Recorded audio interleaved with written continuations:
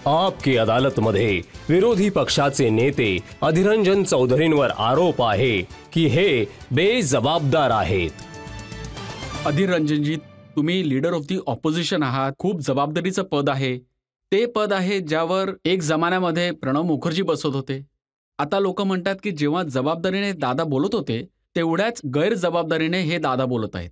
तुम्ही काहीही म्हणता कोणालाही। ते तर ठीक आहे, पण काही म्हणजे काय हे जाणणं गरजेचं आहे। जसे आता काही बोला, आता एकानंतर एक जर सांगायचं म्हटलं, एवढं एवढं काही बोलला आहात की मी सांगतच जाणार। एकदम आरामात सांगा, आरामात बोला। तुम्ही नो कॉन्फिडन्स मोशनच्या दरम्यान जेव्हा तुम्हाला बोलायची संधी मिळाली तेव्हा प्रधानमंत्रींना नीरव मोदीशी कंपेअर केलं। नीरवचा अर्थ सायलेन्स। हां, शांत, सायलेन्स। मी आपल्या देशाच्या प्रधानमंत्रीच्या विरोधात त्यांना इजा करण्यासाठी, त्यांचा अपमान करण्यासाठी एकाही शब्दाचा वापर केला नाही। मी हे म्हटलं होतं, नक्कीच म्हटलं होतं की जेव्हा मणिपूर जळत होतं मी स्वतः गेलो होतो मणिपूरला। मणिपूरच्या दुर्दशेला तुम्ही समजू नाही शकणार। संपूर्ण मणिपूर 2 भागात विभागले गेलेत। जे डोंगरवासी हिलमध्ये जे राहतात ते घाटीमध्ये नाही जाऊ शकत, प्लेन्समध्ये नाही जाऊ शकत, आणि जे प्लेन्समध्ये राहतात ते डोंगर नाही चढू शकत। दोन्ही पक्षांच्या हातात एक नाही हजारांच्या संख्येने आधुनिक हत्यार, दोन्ही पक्षांच्या। आणि ते हत्यार कसे लुटले गेलेत? समजा की कोणी एक पोलिसांची चौकी आहे जिथे मेथी लोक ऑफिसर आहेत, त्यांनी सगळी आर्मरी उघडी करून दिली त्यांच्या आपल्या जातीच्या लोकांना। आता समजा की काही ठिकाणी कुकी पोलीसवाले आहेत, त्यांनी सगळे शस्त्रगार उघडून कुकी लोकांना दिले। चला, आपल्या जातीच्या लोकांना वाचवण्यासाठी शस्त्रगार उघडून लोकांना दिले। आता काय होतं माहिती? दोन्ही समाजाच्या लोकांच्या हातात हजारोंच्या संख्येत सगळे हत्यारं आणि सोबतच लाखोंच्या संख्येने गोळ्या त्यांच्या हातात आहेत। आता हे विचार करा बसून की आता हे काय सुरू आहे। आमचे गृहमंत्री जेव्हा सदनमध्ये विधान करतात, म्हणतात की आमच्या सगळ्या सेनाबळाला मी कामाला लावलंय, त्या लोकांना मी बफर झोनमध्ये कामाला लावलंय। बफर झोन म्हणजे काय असतं? जिथे दोन्ही पक्ष एकमेकांच्या येण्याच्या तयारीत आहेत, ह्याला म्हणतात बफर झोन। आणि आता मध्ये राहिली सेना, त्या बाजूला एक पक्ष, ह्या बाजूला एक पक्ष। तर आता तुम्हाला काय वाटतं की ह्या देशाची ही स्थिती आपल्यासाठी योग्य आहे? तुम्ही जर सदनमध्ये येता आणि म्हणता की आम्ही बफर झोनमध्ये सेना उभी केली, तुम्हाला तर सगळे जी हत्यारं लुटली गेली होती त्या हत्यारांना परत मिळवण्यासाठी सेनेला पाठवायचं होतं। लोकांच्या मनात पुन्हा आपली जागा बनवण्यासाठी, बंधुभाव जागवण्यासाठी, सुख शांतीचं वातावरण बनवण्यासाठी सगळे प्रयत्न करायला पाहिजे होते, त्यासाठी हातभार लावायला पाहिजे होते, पावलं उचलायला पाहिजे होती। 27 लाख लोकसंख्येचं हे स्टेट, एवढ्या मोठ्या भारतात एवढी आमची ताकद, तर आपण काय सांभाळू शकत नव्हतो? 3 महिने सरले होते, तरीही लूट, खून, बलात्कार हे अजून चालू आहे तिथे। तुम्हाला ऐकायला आश्चर्य वाटेल की असं समजा की मॉर्चरीमध्ये जिथे मृत लोकांना ठेवलं जातं, तिथूनही मृत लोकांची ओळख, त्यांच्यासोबत त्यांना घेऊन एखाद्याला, कोणाला गाडणे, कोणाला स्मशानात घेऊन जाणे, एखाद्याला समाधी देणे, तेही नाही करू शकत का? मी विचारतो का आपण गप्प बसलो आहोत? का आपण चर्चा नाही करायची? जर मणिपूरचा मुद्दा मेनलँड इंडियामध्ये, समजा की विशेषतः दिल्ली म्हणा, यूपी म्हणा, हरियाणा म्हणा, राजस्थान, मेनलँड इंडियामध्ये जर इथे असं काही झालं असतं तर सरकार गप्प बसलं नसतं. तर सरकारची शांतता बघून सरकार शांत बसलं. इथे जे म्हटलं ते खूप जबाबदारीने म्हटलं, चांगल्या गोष्टी सांगितल्या, पण संसदमध्ये तुम्ही हे सर्व नाही सांगितलं. तिथे तर तुम्ही नीरव मोदी हो, म्हणत होते. त्यासाठी सांगत होतो. ऐका तर माझं मी काय म्हणतोय. तर मी बेचैन होतो, जसं तुम्ही म्हटलं ना बेचैन आहे, नक्कीच बेचैन आहे.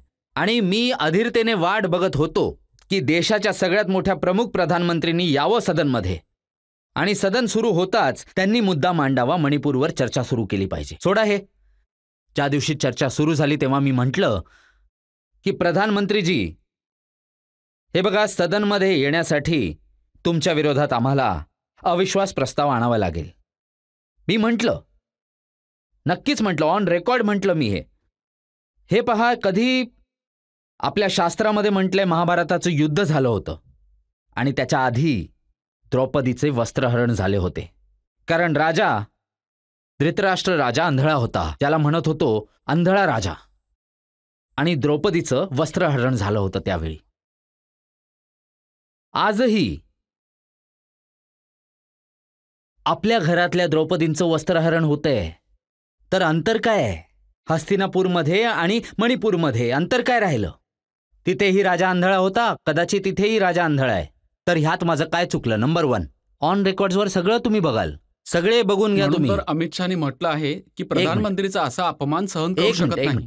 एक मिनिट, मी सांगतो तुम्हाला. कारण इथे सगळे शिकलेले सवरलेले लोक आहेत. गुगल उघडा आणि यूट्यूबवर बघा.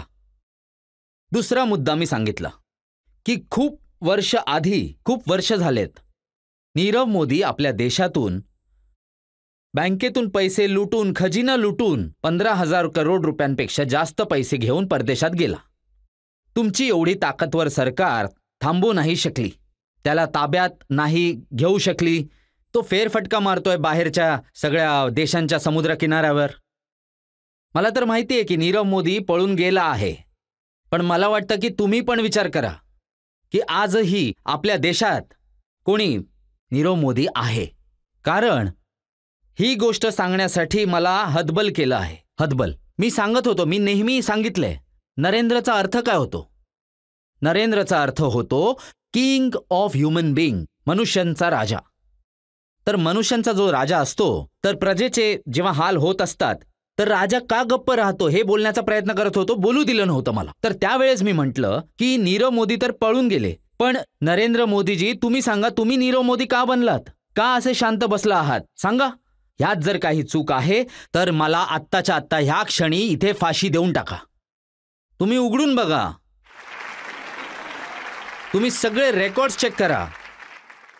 मी इथे सगळ्यांसमोर परत अगदी विश्वासाने आणि मनापासून सांगू इच्छितो की देशाचे प्रधानमंत्री, आपल्या देशाचे प्रधानमंत्री, का ते असे ना आपल्या विरोधी पक्षातून निवडून जिंकले आहेत, तरीही जर कोणी प्रधानमंत्री बनतं तर तो कोणाचा नाही, देशाचा असतो. एक मिनिट, थांबा. की जेव्हा तुम्हाला बोलायची संधी मिळाली तेव्हा तुम्ही अर्थाचा अनर्थ करून टाकलात. प्रधानमंत्र्यांशी यावर माझं नक्कीच बोलणं झालेलं. मी तर आधीच सांगितलं की मी तेवढा शिकलेला सवरलेला नाहीये. अर्थाचा अनर्थ होऊ शकतो, पण प्रधानमंत्रींना ह्या शेणावरती राग का करावा लागला माहीत नाही. शेण तर गायीपासूनच बनतं ना. गाय गंगा गीतेची राजनीती करतात हे लोक. तर गाय काय आता नावडती झाली का यांना? की शेणाचा राग यायला लागला आता ह्यांना? एवढा तिरस्कार करायला लागले शेणाचा. आता मला दुसरी गोष्ट ही सांगायची आहे, अगदी मनापासून बोलू इच्छितो मी. बघा, अमेरिकेत एक म्हण आहे, before election one may be Democrat और Republican, but after election everybody is American. निवडणुकीच्या आधी कोणतीही पार्टी राहू शकते, पण निवडणुकीनंतर सगळे देशाचे सरकार बनून जातात, एखाद्या पार्टीचे नाही. तर आपण का अशा पद्धतीने का वागू नाही शकत? काय याच पद्धतीविषयी तुमचे जुने मित्र ज्योतिरादित्य सिंधिया बोलले होते. तर सिंधियाजींनी हे म्हटलं की अधीररंजन चौधरीला ना तर देशाची चिंता आहे, ना मणिपूरची चिंता आहे, ना प्रधानमंत्रीच्या रिस्पेक्टची चिंता आहे, ना राष्ट्रपतींची चिंता आहे. त्यांना फक्त पार्टीमध्ये आपली जागा वाचवण्याची चिंता आहे. हो, ती तर चिंता आहेच, पण त्यांना कशाची चिंता आहे? पण पण पण त्यांची काय चिंता आहे सांगा. आणि आमच्या पार्टी सोबत राहून मोठे झाले. त्यांचे वडील ते ज्योतिराव सिंधिया, मी तर त्यांना मोठं नातं आमचं चांगलं आहे, मधुर नातं आहे आमचं, असं काही नाही. पण ही जी गोष्ट करत होते तेव्हा मी होतो. तर माझं बोलण्याचा अर्थ हा आहे की तुम्ही स्वतः धर्माचे पालन नाही केले. काँग्रेस ज्यामुळे तुम्ही नेता झालेत, तुम्ही मंत्री झालेत. आज जिथे मी बसलो होतो तिथे त्यांना बसण्याची गरज होती. मी तर त्यांना खूप मानतो. त्यांना चांगलं इंग्लिश येतं, त्यांना चांगलं हिंदी येतं, चांगलं इंग्लिश येतं. तर चांगलं झालं असतं. पण मग त्यांनी काय केलं? आपल्या राज्याला वाचवण्यासाठी, धर्माला वाचवण्यासाठी, संपत्तीला वाचवण्यासाठी जेव्हा मोदीजी आणि अमित शाह कडून ईडी आणि सीबीआयची धमकी मिळाली तेव्हा सरळ त्यांच्या पार्टीमध्ये सहभागी झालेत. मी अशा पद्धतीने नाही वागू शकत, कारण ना माझ्याकडे धन आहे, ना माझी संपत्ती आहे, ना मला भीती आहे. तर महाराजांनी तुम्हाला एक प्रश्न विचारला होता की महाराजांनी म्हटलं होतं की मोदीजी नीरव आहेत, शब्द आहेत, शांत आहेत.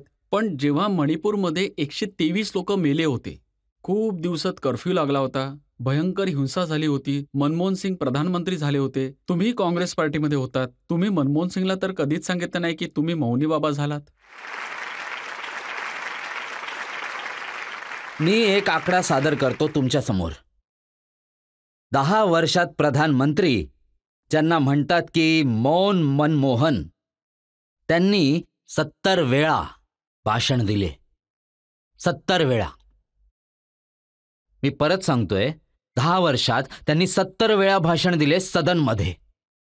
तरीही ते मौनी मनमोहन आहेत. आणि आमचे भारताचे प्रधानमंत्री नरेंद्र मोदी जे आहेत ते प्रत्येक विषयावर बोललेत. मग तो चंद्र असो किंवा मग मध्य प्रदेशच्या कुन्हा फॉरेस्टची चिता असो, प्रत्येक विषयावर बोलतात, चंद्र ते चिता. पण ते मागच्या 10 वर्षात पार्लमेंटमध्ये फक्त 23 वेळा सहभाग झाले आहेत चर्चेमध्ये. तर कोण मौन आहेत आणि कोण मौन नाही आहेत हे तुम्ही स्वतःच ठरवा. मी ऑन रेकॉर्ड्सवर बोलतो नेहमी. मी पार्लमेंटमध्ये एक काँग्रेस पार्टी 2 तास 13 मिनिटं बोलले होते. रेकॉर्ड करण्यामध्ये माहिरच आहेत. ते रेकॉर्डच करायला येतं त्यांना, अजून काय. म्हणून सांगतोय, त्यांना रेकॉर्ड करायला येतं. रेकॉर्ड ह्यासाठी केलं त्यांनी, 2.25 तास त्यांनी मुद्दा तर मांडला, पण मणिपूरच्या मुद्द्यावर 3 मिनिटं बोलले. मणिपूरच्या मुद्द्यावर फक्त 3 मिनिटं बोलले आणि भाषण 2.25 तासाचं. आता तुम्हीच ठरवा त्यांना किती रस आहे मणिपूरच्या मुद्द्यावर बोलायला. ते मणिपूरवर बोलत होते तेव्हा तुम्ही उठून का निघून गेला? मग अजून काय करू? 2 तास आम्ही वारंवार विनंती करत होतो की मणिपूरच्या विषयी बोला, की मणिपूरच्या विषयी काही बोला. आम्हाला उत्तरच नाही मिळत काही. जर त्यांनी सांगितलं असतं की मणिपूरच्या विषयी मी बोलणार, आधी माझं 2 तास बोलून होऊ दे, मग मी बसलो असतो. आधी 2 तास भाषण देणार आणि त्यानंतर भाषण मग मणिपूरवर येणार. मग आम्ही काय करणार? बसून बसून बसून बसून थकलो होतो. त्यांचे मंत्रीगणही थकले होते. तुम्ही व्हिज्युअल बघा ना, तुमच्याकडे सगळे व्हिज्युअल आहेत. कोणी झोपले होते, कोणी झोपेत फिरत होते, कोणी नाही, ते तर सगळे घोषणा देत होते. नाही, घोषणा देऊन थकले होते. मोदीजींना तर ते आपले ईश्वर मानतात, तर घोषणा देऊन तर थकणारच ना. तर थकल्यानंतर त्यांना झोप येते. आता तेही काय करणार बिचारे, असं करत होते. तुम्ही बघा ना, व्हिज्युअल बघा ना. तुमच्याविषयी असं म्हणतात की हे काही पहिल्यांदा नाहीये की जेव्हा तुम्ही प्रधानमंत्री विषयी असं अपमानजनक भाषा केली. ही तुमची सवय आहे. आणि राष्ट्रपतीच्या जागी तुम्ही राष्ट्रपती असे म्हटलं होतं. नक्कीच बोललो होतो, नक्कीच बोललो होतो, नक्कीच बोललो होतो, नक्कीच बोललो होतो. जर माझी काही चूक झाली असेल तर मी माझी चूक मान्य करायला इथे बसलो आहे. कारण मी ऐकलं आहे की चुकी मान्य केल्याने शिक्षा कमी होते. पण माझी गोष्ट ऐका जरा. तर आता नीरव मोदीचा मुद्दा झाला. पूर्ण सदनमध्ये नीरवच्या मुद्द्यावरून सत्तारूढ पार्टीचे एक मोठे कुस्तीवीर, हे बघा, एवढे साधे नाही आहात जेवढे तुम्ही बनत आहात. ऐका माझं बोलणं ऐका. तुम्ही माझं तुम्ही हे बघा, तुम्ही त्यांना फक्त नीरव मोदी म्हटलं असतं तर योग्य असतं. तुम्ही काय बोललात, मला वाटतं की नीरव मोदी देशाचे हजारो करोड रुपये घेऊन फरार हो. झाला आणि कॅरेबियनमध्ये मजा करत आहे. हो परंतु पाहिल्यानंतर वाटलं की नरेंद्र मोदी नीरव मोदी झाले. याचा काय अर्थ? याचा अर्थ असा की मणिपूरवर चर्चा होत होती. माझं नीट ऐका. नाही नाही नाही. चर्चा मणिपूरच्या विषयी होत होती म्हणून मी म्हटलं नीरव झाले आहेत. नाही ऐका, जेव्हा ऐका, सगळं एक- बॅकग्राऊंड बघतो नाही ना, नाही नाही तर वाटतं की गडबड वाटायला तर आहे. काहीही वाटू शकतं तुम्हाला, पण तुम्हाला हे बघावं लागणार ना की मी कोणत्या संदर्भात बोलतोय म्हणून. अचानक का बोललो असा? नाही बरं, मा- मा- माझं बरोबर, हे माझं सांगा म्हणणं की हे आहे. राष्ट्रपती एक- एक- एक- कुठल्या एक मिनिट, संदर्भात एक मिनिट, म्हणते? एक मिनिट. सदनमध्ये काय होतं, ही लोक जर मर्यादित असती तर आम्हाला विचारलं असतं, तुम्ही लोक असं कशासाठी म्हणता सांगा तरी आरामात. मी त्यांना वारंवार विनंती करत होतो की मला बोलण्याची थोडी संधी द्या. जर बोलण्याची संधी दिली असती तर तुमच्यासारखं या लोकांपुढे जसं मी स्पष्टीकरण देतोय करतो आहे तसं स्पष्टीकरण केलं असतं. पण बोलण्याची संधी जर देत नसणार तर काय करणार? कुस्तीगीर येत आहेत, पळत येत आहेत माझ्या दिशेने मारण्यासाठी. युपीचा एक मोठा कुस्तीगीर. तरीही मी घाबरलो नाही, मी उभा होतो. त्यावेळीही मी म्हटलं होतं, ऐका तर खरं, काय बोलायचंय काय मला, ऐका तरी, ऐका तर आधी. नरेंद्रचा मुद्दा काय असतो आणि नीरव का म्हटलं मी. इथे मी तुमच्यासमोर एक आव्हान करतो त्यांना. सत्तारूढ पार्टीचे जेवढे दिग्गज तिथे बसले आहेत, इथे मी एकटा बसून राहीन, बाकी सगळे समोर बसा. जर काही चुकी सिद्ध झाली तर मी आपल्या पॉलिटिकल लाईफमधून संन्यास घेईन. सगळ्यांसमोर सांगतोय, आव्हान करतोय मी. खूप चांगला विषय मांडलात तुम्ही, खूप चांगला. चला, नीरव मोदीचा विषय संपला इथे. पण तुम्ही राष्ट्रपत्नी का म्हटला होता? तुम्ही म्हटलं होतं राष्ट्रपतींकडे जाऊन माफी मागणार. मी बंगालचा राहणार आहे. दिल्ली जेव्हा येतो तर हिंदी भाषेचा वापर करण्याचा प्रयत्न करतो मी. पण मी बंगाली आहे. बंगाली आम्ही लोक ना लोकांची अशा तऱ्हेने बोलतो की महिला असेल तर पत्नी, पुरुष असेल तर पती असं बोलतो आम्ही. जे आहे ते आहे. राष्ट्रपती एक न्यूट्रल जेंडर असतो. नाही, आता नाही, तुम्ही हे मानतो सांगा मी. की तुम्ही नाही, माफी ऐका मागितलीत माझं. की नाही मला त्यांची? इथल्या लहान मुलांना सांगायचं नाही, त्यांना सगळं राष्ट्रपती नाही माहिती त्यांना नाही सगळं ऐका मी विचारत आहे. मला मी तुम्ही परत एकदा म्हटलं बोलू होतं की इच्छितो. श्रीमती द्रौपदी मुर्मू राष्ट्रपतींकडे जाणार आणि त्यांची क्षमायाचना करणार. ते केलं होतं? पत्र लिहून असं नाही. पत्र लिहून तेही तुमच्याकडे नाहीये. रजत साहेबांकडेही हे पत्र नाहीये. पत्र लिहून असं नाहीये. पत्र लिहून त्या पत्राच्या खाली सिग्नेचर करून संपूर्ण मीडिया समोर दिलं होतं. मी माफी मागितली आहे. आज नाही, खूप दिवसांपूर्वी. तरीही तुम्ही तेच पकडून राहता. चला आता मग- हीच आपल्या देशाची सगळ्यात वाईट गोष्ट आहे चला आता असं मला राष्ट्रपती, वाटतं. प्रधानमंत्री, आपल्या देशाच्या लोकांची तर गोष्ट झाली. युरोपियन पार्लमेंटची जी लोक जम्मू अँड काश्मीरला गेले होते त्यांच्याविषयी तुम्ही म्हणाला होतात की भाडे के टट्टू है. हो, अगदीच आहेत. अगदी एक मिनिट. जिथे आपल्या भारत देशाचे लोक नाही जाऊ शकत, जम्मू काश्मीर विषयी तुम्हाला आणखी माहिती घेतली पाहिजे. जिथे आपल्या देशाचे नेता म्हणा, सामान्य जनता म्हणा, कोणालाही जायची परवानगी दिली जात नव्हती, त्यावेळी आर्टिकल 370 रद्द केल्यानंतर तर त्यावेळी का निवडलेले काही युरोपियन पार्लमेंटची माणसं घेऊन तिथे गेले होते. त्यांना कुठेही फिरू दिलं नव्हतं. त्या लोकांना कोणालाही भेटण्याची परवानगी दिली नव्हती. सगळे इंटरनेट बंद केले होते. त्यावेळी काही निवडक लोकांना घेऊन हॉटेलमध्ये ठेवून हजारोंच्या संख्येत आपल्या आर्मीला सज्ज करून आणि जी प्रतिमा त्यावेळी दाखवली होती ती चुकीची होती. म्हणूनच मी म्हटलं की हे भाडोत्री लोक आहेत. अगदीच बोललो होतो. पण यासाठीच म्हटलं की मी बोललो हिंदी शिकण्यासाठी. हिंदी शिकत होतो मी. तर म्हणून. चांगली हिंदी शिका ना. हे टट्टूचं काय शिकताय तुम्ही?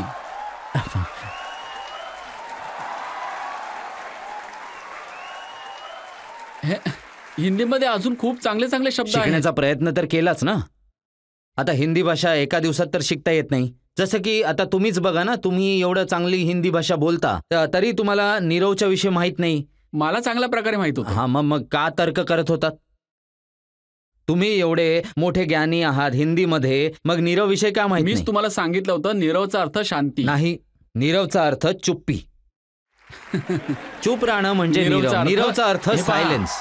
नीरवचा अर्थ तुम्ही- सायलेन्स. नाही, ते पण बाय इम्प्लिकेशन सायलेन्सच असतं. नीरवचे शब्द, नीरवचा अर्थ पाहाल, कोणत्याही शब्दाचा एक अर्थ होत नसतो. त्याचे खूप सारे शब्द आहेत. त्याचा अर्थ हा शांत, एक असा व्यक्ती ज्याच्याकडे अजिबात शब्द नाही, एक असा व्यक्ती जो सायलेंट आहे, एक असा व्यक्ती जो खामोश तर मी आहे. सायलेन्सला उर्दूमध्ये. पकडलं. हा, तर मग मी ह्यात तुम्हाला काय वाईट सगळं आहे? शिकवणार, हिंदी, उर्दू, मी इंग्लिश. पण तुम्हाला सगळं. खूप काही शिकवेन. हा. मी पण तुम्हाला शिकवेन. शब्द नाही.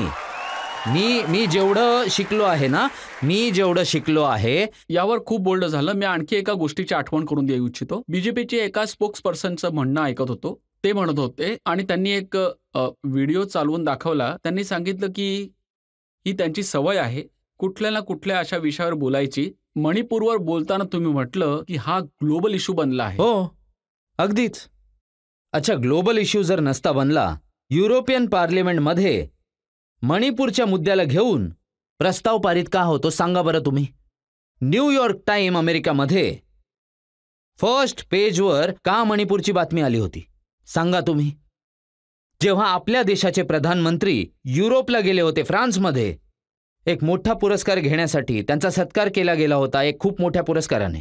त्याच वेळी जेव्हा प्रधानमंत्री स्वतः युरोपमध्ये विराजमान, त्याच वेळी युरोपियन पार्लिमेंटमध्ये हा प्रस्ताव पारित होता. ग्लोबल इश्यू नाही तर कुठला इश्यू आहे हा सांगा तर. युनायटेड नेशनमध्ये हा मुद्दा उठला सांगा. युनायटेड नेशन्स काय कुठल्या पार्टीचे? सगळ्या जगाच्या संघटनेचं नाव आहे युनायटेड नेशन. आता तुम्ही सांगा, ह्या विषयावर तिथे चर्चा होते. ह्याला मी काय म्हणायचं? जातीय दंगा आहे हा जातीय दंगा आहे. हे एथनिक कॉन्फिगरेशन, याला स्वीकारलं नाही पाहिजे. हे देशासाठी हानिकारक आहे. मणिपूरला घेऊन तुमचा सल्ला काय देऊ शकता? माझा तुमचा सल्ला हा आहे, ऑल पार्टी डेलिगेशन.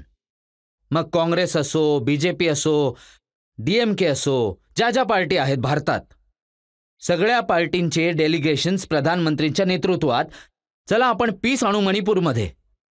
आपण हे सांगू मणिपूरकरांना, तुम्हाला घाबरण्याची काही गरज नाहीये. सगळा भारत तुमच्यासाठी उभा आहे. बघा, आम्ही बीजेपी आहोत, आम्ही काँग्रेस आहोत, सगळे एकत्र आलो आहोत मणिपूरच्या मुद्द्याला, मणिपूरच्या समस्येचे मार्ग काढण्यासाठी, मणिपूरच्या समस्येला संपवण्यासाठी. हेच तर करायला हवं ना. हा चांगला सल्ला आहे तुमचा. हो, चांगलं आहे. हे इथेच नाही, सदनमध्ये दिलं होतं, लिखित रूपमध्ये. कोणी ऐकतच नाही तर काय करायचं? हे बहुमताचं बाहुबली चालतं तर काय करायचं? बहुमतीच्या बाहुबलीचं काय करायचं सांगा तुम्ही. तुम्हाला पण तर एक मिनिट, वॉकआउट एक मिनिट. सगळे दोष आमचेच असतात.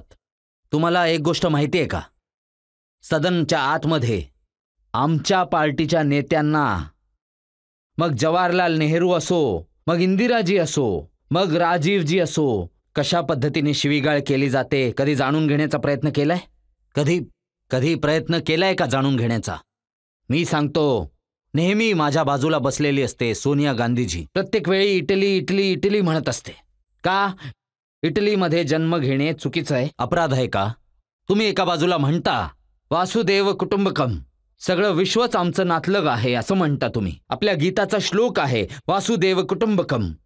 हे जर तुम्ही मानता तर सोनिया गांधीसाठी का इटली इटली असं म्हणत असता तुम्ही? इथे आपल्याकडे बहिणी आहेत आपल्या. जेव्हा त्या सासरी जातात, तुमच्या परिचयाच्या त्या घरी जातात, त्यांचा जो पती असतो त्यांच्या परिचयाने तुमचा परिचय बनतो. ही आपली संस्कृती आहे. हे मानतात हे लोक. इथे रोजच सोनिया गांधींना शिवीगाळ करतात हे लोक. मी सांगतो तुम्हा लोकांना, एक इंदिराजी, राजीवजी, सांगा आपण हे नाकारू शकतो का की ह्या लोकांनी देशासाठी बलिदान दिलं नाहीये? इंदिराजींना बलिदान द्यावं लागलं, राजीवजींनाही बलिदान द्यावं लागलं. एका कुटुंबात 3 प्राईम मिनिस्टर, जवाहरलाल नेहरू, इंदिरा गांधी, राजीव गांधी. या कुटुंबात सोनिया गांधींनी 2004 मध्ये जर हो म्हटलं असतं तर प्रधानमंत्री बनले असत्या. राहुल गांधींनी जर हो म्हटलं असतं तर प्रधानमंत्री बनले असते, पण नाही बनले. डॉक्टर मनमोहन सिंगला बनवलं. सगळ्यांना हे इतिहास सांगतात. इतिहास साक्ष आहे. या कुटुंबातील एक सदस्य राहुल गांधी सदस्यता रद्द केल्यानंतर 1 महिन्याच्या आत त्यांना घरातून धक्के मारून बाहेर काढण्यात आलं. आणि या दिल्लीतच तुम्ही जाऊन पहा, दिल्लीत असे असंख्य बंगले आहेत जिथे बीजेपी पार्टीचे नेते अजूनही राहतात, ज्यांची काही सदस्यता नाहीये. राहुल गांधींना 1 महिना नाही राहू दिलं होतं तिथे. मला तुम्हाला सगळ्यांना विचारायचंय, अशा प्रकारचे घाणेरडे राजकारण आपल्या देशासाठी चांगले आहे की वाईट? हे असे घाणेरडे राजकारण चालू आहे. पण तर घोषणा देता, मोदी तुझी कब्र खोदू आम्ही. हे बघा, त्यानंतर लगेच मी त्यांची माफी मागितली. दुसऱ्या दिवशी लगेच माफी मागितली. पण तुम्ही पोलीस पाठवायला उशीर नाही केलात. ते पोलीस आसामवरून आले होते. दिल्ली एअरपोर्टवर मी चुकून बोललो म्हणून आसामवरून पोलीस आले मला पकडायला. पण खरं तर हे आहे की मी त्याच दिवशी माफी मागितली होती बोलल्यानंतर. अजून काय पाहिजे तुम्हाला? अजून काय पाहिजे? चला जनतेमध्ये जाऊया, ज्या लोकांना प्रश्न विचारायचे आहेत. सर, प्रियंका गांधीजींबद्दल तुम्हाला काय वाटतं की त्यांनी राजनीती जॉईन करायला पाहिजे का पूर्णपणे? कारण त्या कधी कधी असतात, कधी कधी दिसत नाही. उतरल्या आहेत ऑलरेडी. कारण तुम्ही बघा, हिमाचल प्रदेशमध्ये ज्या निवडणुका झाल्या होत्या काही महिन्यांपूर्वी, म्हणजे प्रियंकाजी वादळासारख्या आल्या होत्या. खूप मेहनत केली, विजयही मिळवला. आणि तुमच्यासारखे खूप साऱ्या लोकांना वाटते की प्रियंकाजी अजून जास्त प्रमाणात राजनीतीमध्ये सहभागी होत आणि राजनीतीमध्ये त्यांनी छाप सोडली पाहिजे असं सगळ्यांना वाटतं. मी नक्कीच तुमची जी मनातली इच्छा आहे ती नक्कीच मी प्रियंकाजीला सांगणार. नक्कीच सांगणार मी.